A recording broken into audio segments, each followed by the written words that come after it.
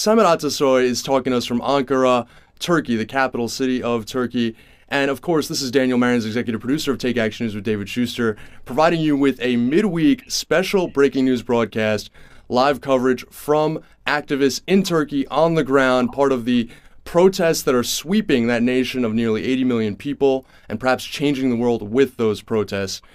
Samet, you have a forthcoming blog post that I had the privilege of getting a chance to look at, and I'm tentatively calling it A Tale of Two Mustaches, because it's about what you see as kind of, in a way, the epic personality that was Ataturk. And I know that at times he didn't have a mustache. I should be more clear about that. But Erdogan certainly does. And you use that as a metaphor for Erdogan's just personal arrogance. Tell us a little bit about what you have coming out on that. Okay, so today actually, his assistant, not advisor, Tayyip Erdogan's advisor, called him a leader that would only appear in 100 years in Turkey, and that he wouldn't allow anyone to trample over him or whatnot. He certainly did have a good amount of charisma when he first came out within the AK Party. Not before that. Before that, he didn't represent as much as what he does today. And I think from that time on, he started accumulating more and more success on his own record. He accumulated this story that he created for Turkey, and I think there were so many instances that he wasn't successful, but it was quickly forgotten because his success also is naturally manipulating the media. But that is, I definitely believe that they consider a necessity to run a safe and proper country.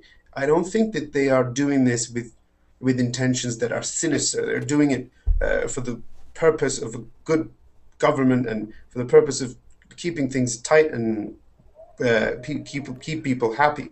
And that problem, I think, over the years, he didn't change much. He was always arrogant. He had a problem with language and communicating with people. He angered people so many times with what he said to regular activists or just another citizen, really.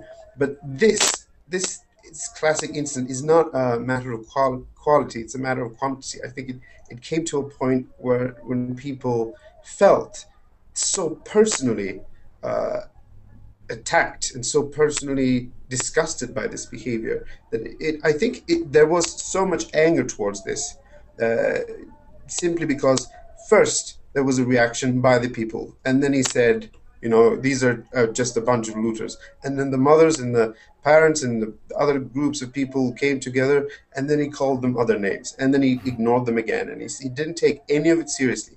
And by the time he finally got out of the country, I think that was the moment that he realized this is serious.